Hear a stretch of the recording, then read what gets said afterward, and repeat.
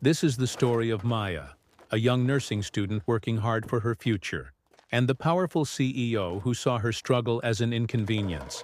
What started with a single, thoughtless comment at a recycling center would end up exposing a truth that an entire company wanted to keep hidden. Before we continue with their story, we would love to know where you are watching from. Please let us know in the comments so we can bring more stories that you can connect with. And don't forget to hit the subscribe button so you never miss our upcoming stories. Now let's dive into the story.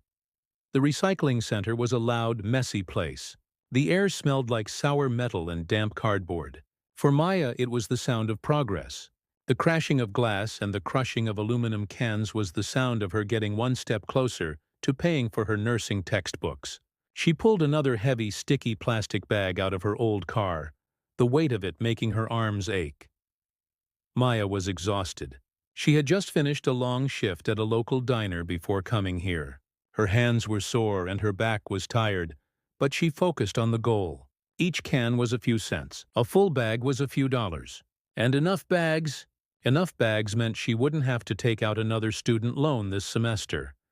She patiently began feeding the empty cans into the mouth of the clunky machine, one by one. The machine would roar to life for a second, crush the can, and then fall silent, waiting for the next one. It was slow work. That's when a sleek silver SUV pulled up behind her.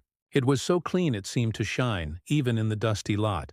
A woman stepped out, dressed in expensive athletic clothes that probably cost more than Maya's entire wardrobe. She wore a high ponytail, dark sunglasses, and an expression of pure impatience. She pulled two small, neat recycling bins from her car. Everything in them was perfectly sorted. Maya tried to move faster, feeling the woman's eyes on her.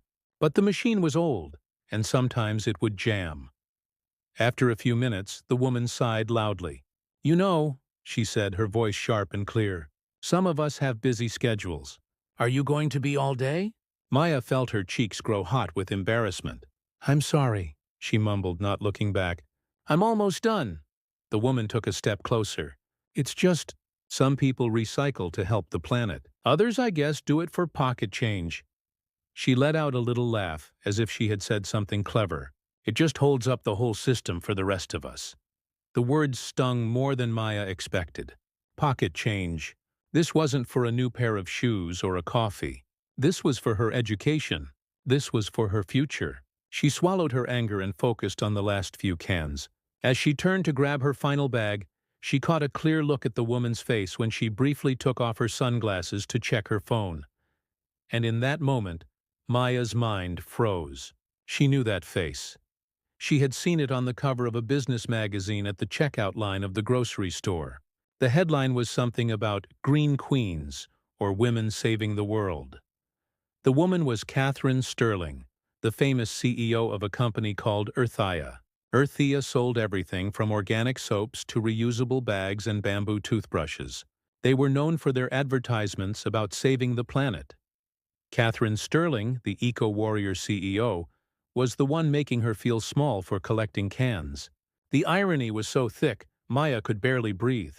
She said nothing. She just finished her cans, took her small cash receipt and drove away, Catherine's mocking laugh echoing in her ears. Back in her small apartment, Maya couldn't focus on her studies. The scene at the recycling center played over and over in her head.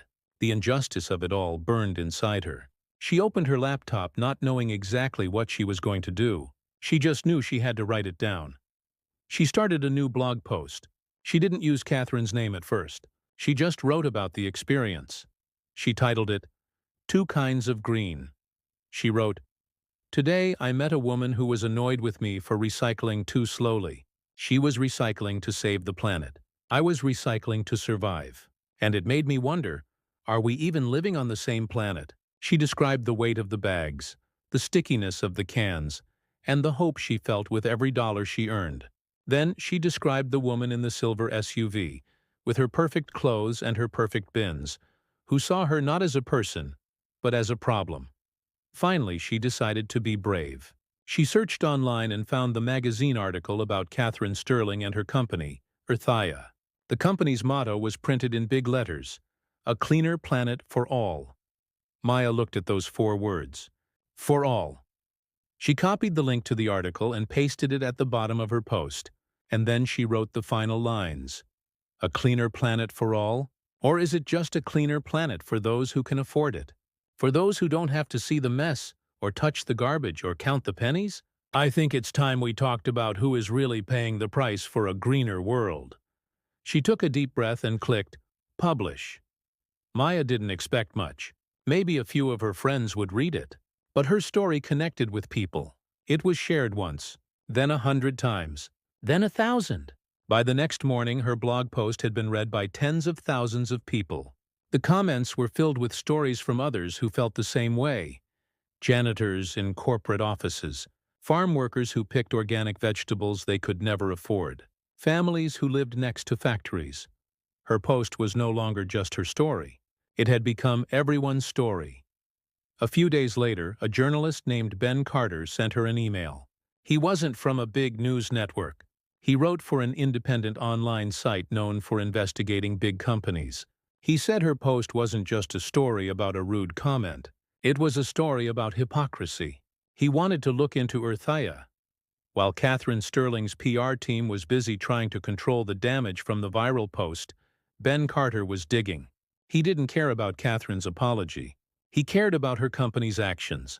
He looked at public records, factory locations, and environmental reports, and he found the truth. Earthia's main factory, the one that made their expensive, all-natural soaps, was located in a poor, low-income community 2 states away. For years, that factory had been dumping chemical waste into the local river, the same river the community used for fishing. The company had been fined multiple times, but the fines were small, just a cost of doing business. It was cheaper for Earthia to pay the government fines than to actually upgrade their equipment and stop poisoning the water. Ben Carter published his investigation. It was a bombshell. The story was everywhere. It showed that while Catherine Sterling was marketing a lifestyle of clean, green purity, her company was actively polluting a neighborhood full of people who didn't have the money or power to fight back. The public was outraged. Protests began outside the factory. Major stores started pulling Earthia products from their shelves. The woman who was impatient at the recycling center was now facing the collapse of her entire empire. One evening, Maya sat at her desk, watching the news on her laptop. She saw an interview with a woman from the community where the factory was located.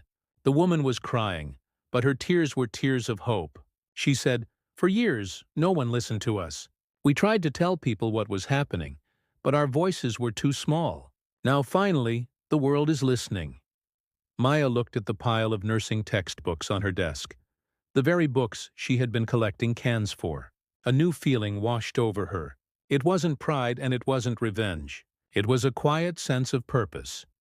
She realized that her education wasn't just about building a better life for herself. It was about understanding the world well enough to help heal it. Not just one patient at a time, but one community at a time. Her voice, which she thought was so small that day at the recycling center, had ended up being loud enough to be heard across the country. And for the first time, she truly understood what it meant to be powerful. So that was the story of Maya, and how a small moment of disrespect led to a big change. We have a question for you. Do you believe that one person's voice can truly make a difference against a giant corporation? Please let us know what you think in the comments below. And if this story resonates with you, please hit the subscribe button. It's completely free for you, but it helps our channel a lot. Thank you so much for watching.